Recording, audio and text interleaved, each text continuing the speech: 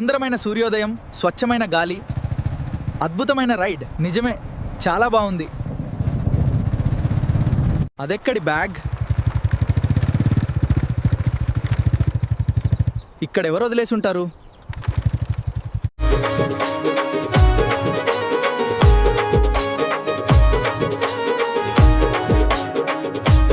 రాధాకృష్ణ గారేనా మాట్లాడేది? మీ బ్యాగ్ ఒకటి నాకు దొరికింది. నేను మూలస్థానం శివాలయంలో ఉన్నాను, వస్తారా? సార్, నేనే రాధాకృష్ణ. ఇది నా బ్యాగ్. ఇంతకీ ఇది మీకు ఎక్కడ దొరికింది? Thank you sir. వచ్చే నెల 6వ తేదీ మా అక్క పెళ్ళి సార్. బ్యాంక్లో ఉన్న 5 లక్షలు డ్రా చేసుకుని వస్తున్నాను. బ్యాగ్ పడిపోయింది, నేను గమనించలేదు. మీరు మా అక్క పెళ్ళికి ఖచ్చితంగా రావాలి, లేకపోతే ఆ దేవుడి మీద ఒట్టే. మీరు ఒప్పుకుంటారా?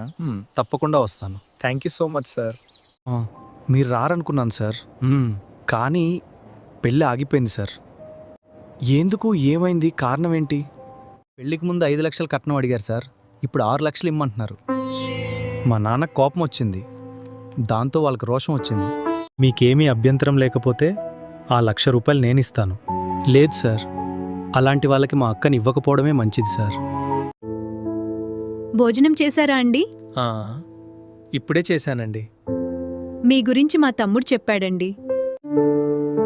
మీకు పెళ్ళయిందా అండి? లేదండి, సీత కోసం వెతుకుతున్నాను. ఆ సీత నేనే ఎందుకు కాకూడదంటారు? ఏంటండి మీరనేది? మీకేమీ అభ్యంతరం లేకపోతే నన్ను పెళ్లి చేసుకుంటారా? మంచినీళ్లు తాగుతారా అన్నంత ఈజీగా పెళ్లి చేసుకుంటారా అనేసారేంటండి? తప్పుగా మాట్లాడానంటారా? 5 లక్షల రూపాయలు దొరికితే తిరిగిచ్చారు. మేమెవరో మీకు తెలియదు. పెళ్లి ఆగకూడదని మాకు 1,00,000 రూపాయలు ఇవ్వడానికి సిద్ధపడ్డారు. ఇలాంటి మంచివాళ్ళు ఈ రోజుల్లో ఎక్కడ దొరుకుతారండి? నేను మీకు నచ్చలేదా? మీకేమండి, మహాలక్ష్మిలా ఉన్నారు. మరి మీ అమ్మా నాన్నలకి చెప్పాలా? నాకు అమ్మా నాన్న లేరండి. మీరెవరికైనా చెప్పాలా?